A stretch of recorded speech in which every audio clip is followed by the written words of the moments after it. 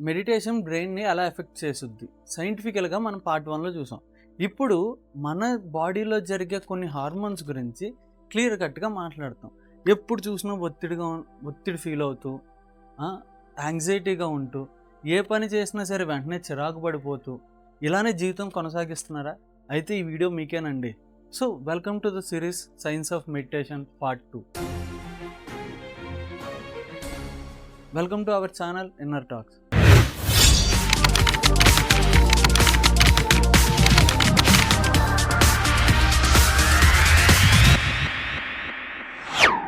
ఈరోజు మనం ఒత్తిడిని ఎలా తగ్గించుకోవాలి? అసలు సైంటిఫిక్‌గా మనకి జరుగుతుంది బాడీలో ఏం జరుగుతుంది? ఈ ఒత్తిడి ఎలాగా మనం హ్యాపీగా ఎలా ఉంటాం? స్ట్రెస్ ఎందుకు ఫీల్ అవుతాం? యాంగ్జైటీ ఎందుకు? హ్యాపీ ఎలా ఫీల్ అవుతాం? అసలు వీటిని ఈ మన జీవితాన్ని నాశనం చేస్తున్న ఈ ఒత్తిడిని, ఈ యాంగ్జైటీని ఎలా దూరం చెయ్యాలి? యాంగ్జైటీ అంటే ఏంటంటే ఆందోళన. అసలు ఏం జరుగుద్ది? సో, మనం ఫస్ట్‌గా తెలుసుకోవాల్సింది ఒకడి గురించి. ఆడెవడో కాదండి.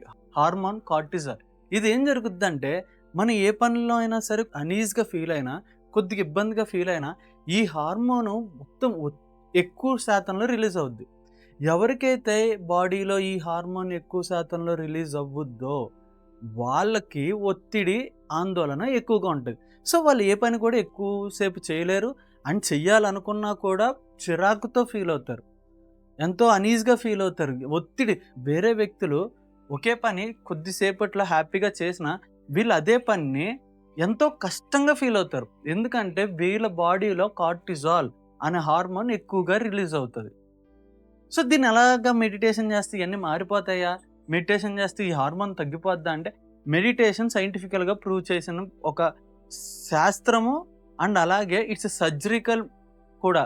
మన బాడీని సర్జికల్‌గా ఒక కాస్మిక్ ఎనర్జీ ద్వారా మన బాడీని మనం షేప్ అవుట్ చేసుకోవచ్చు. రీడిజైన్ చేసుకోవచ్చు. రీవైరింగ్ మన బ్రెయిన్‌ని చేసుకోవచ్చు. ఈ మెడిటేషన్ సైంటిఫికల్‌గా చాలా చోట్ల ప్రూవ్ అయింది.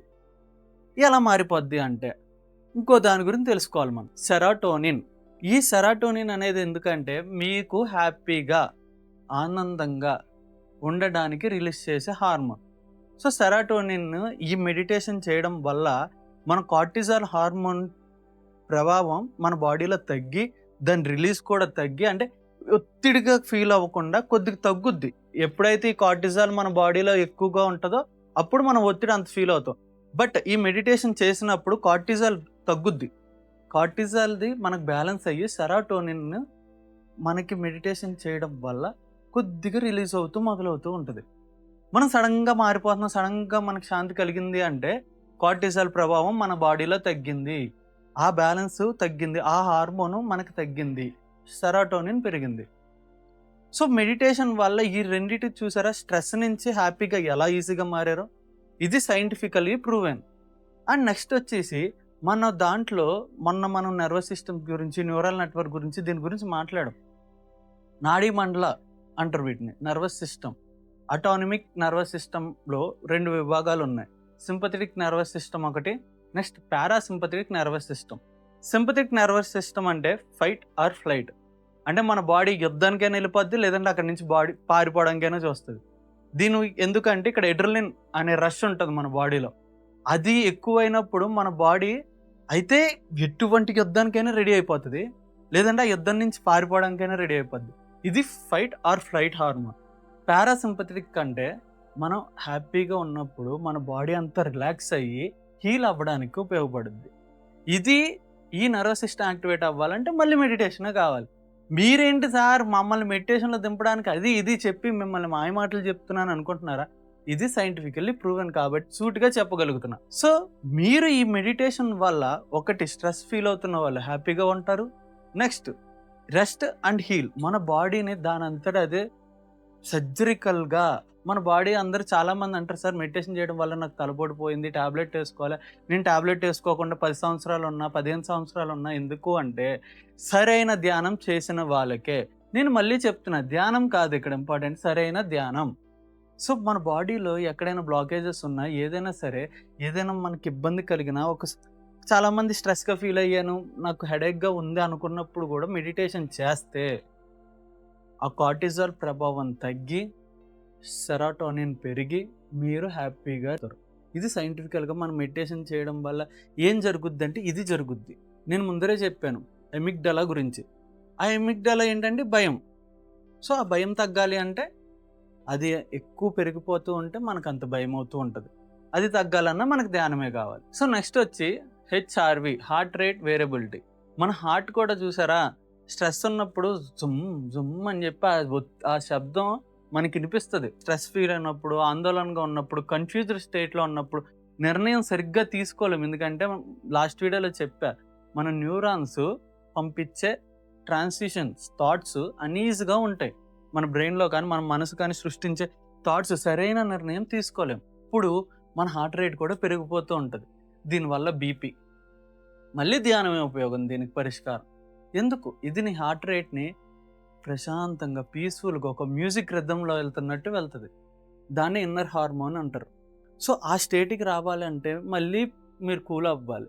మీరున్న స్టేట్ ఆందోళన, యాంగ్జైటీ, ఇదే మాట పదే పదే చెప్తున్నానంటే మీరు మీ జీవితంలో అది ఫీల్ అవుతున్నారు.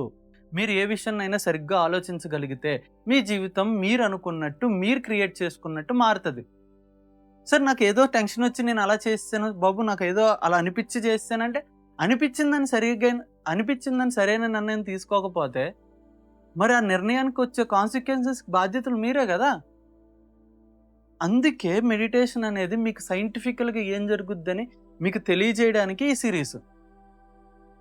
సో ఇప్పుడు ఈ హార్ట్ రేట్ కూడా మనకి కంట్రోల్లో ఉండాలి అన్న ధ్యానం. అన్ని సమస్యలకి మూలం ధ్యానం. ఇది ప్రూవెన్, సైంటిఫికల్గా ప్రూవెన్. సో ఎంత నేను డైరెక్ట్గా ఐ టు ఐ కాంటాక్ట్లో చెప్పగలుగుతున్నానంటే I have researched some documents and I came to know that meditation can heal and transform your life. It's not a caption or tag line ఏదో పెట్టుకోవడానికి కాదండి, ఇది వాస్తవం. ఈ వాస్తవాన్ని మీకు తెలియజేయాలి. అండ్ ఇప్పుడు ఒక 1 minute మెడిటేషన్ చేద్దాం. మీరు ఎక్కడ ఉన్నా సరే మీ లెగ్స్ను ఓవర్లాప్ చేసుకొని, ఫింగర్స్ని క్రాస్ చేసుకుని, కళ్ళు మూసుకొని జస్ట్ 1 minute మెడిటేషన్ అంతే. మీరు ఎంత స్ట్రెస్లో ఉన్నా, ఏ పనిలో ఉన్నా కూర్చోండి అంతే, అలా రిలాక్స్ చేయండి మీ బాడీని అంతా. Shall we go?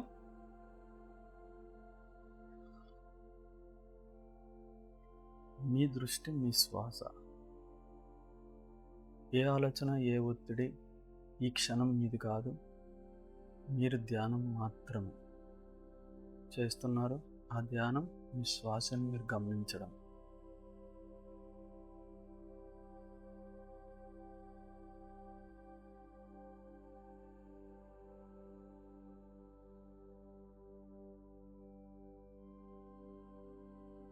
ఏ సమస్య మీది కాదు.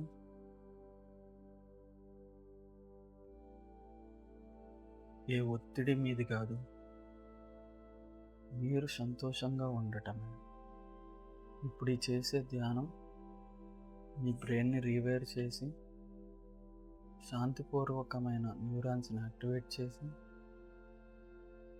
సెరోటోనిన్ అనే హార్మోన్ రిలీజ్ చేస్తూ మిమ్మల్ని సంతోషంగా ఉంచేలా చేస్తుంది. అలా చేసిన తర్వాత మీ మొహంలో ఒక హ్యాపీగా స్మైల్తో మీ శ్వాసను మీరు గమనిస్తున్నారు.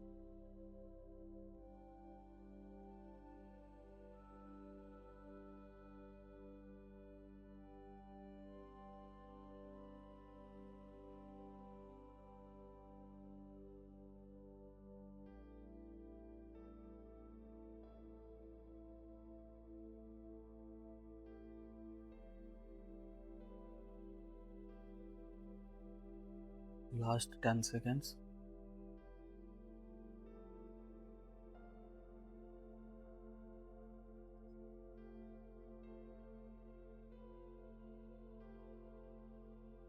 Five, 4, 3, 2, 1.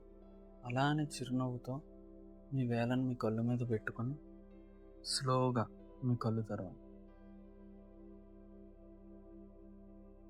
సో ఒక్క క్షణం ధ్యానం మిమ్మల్ని రిలాక్స్ చేసిందా లేదా కామెంట్ చేయండి. I can rewire my brain. I can rewrite my life, I create my own reality అని. సమస్యలు అందరికీ ఉంటాయండి, సమస్యలు లేకపోతే జీవితమే కాదు. ఒక్కొక్క సమస్య మనకి ఒక పరిష్కారం, మన జీవితంలో ఎదగడానికి తీసుకెళ్లే మార్గం. దానివల్ల ఒత్తిడి ఫీల్ అయిపోయి ఆ చిరాకుతో వేరే వాళ్ళని ఎమోషనల్గా ఇంబ్యాలెన్స్ అయిపోతూ వేరే వాళ్ళని అనుకుంటూ ఏమీ లేదు. కలిసి జీవించడానికి పుట్టాం, కలిసి జీవిద్దాం. దానికి తోడు ఈ ధ్యానం. సో నెక్స్ట్ వీడియోలో మరీ సైంటిఫికల్ ప్రూవెన్తో మన బాడీలో ఎటువంటి మార్పులు వస్తాయి, అసలు హార్ట్కి బ్రెయిన్కి కనెక్షన్ ఏంటి అనే వీడియోతో థర్డ్ పార్ట్లో కలుద్దాం. Until then stay tuned and like చేయండి, కామెంట్ చేయండి, ఇంకో సోల్కి షేర్ చేయండి. ఏమనిపించింది ధ్యానంలో, అండ్ ధ్యానం చేయకముందు ఎలా ఉంది, ధ్యానం చేసిన తర్వాత ఎలా ఉంది అనేది కామెంట్లో వివరంగా రాయండి. Don't forget to like, share and comment. మీ అడుగుల్లో నా అడుగులు వేసుకుంటూ మన ఈ మాటలే ఇన్నర్ టాక్స్.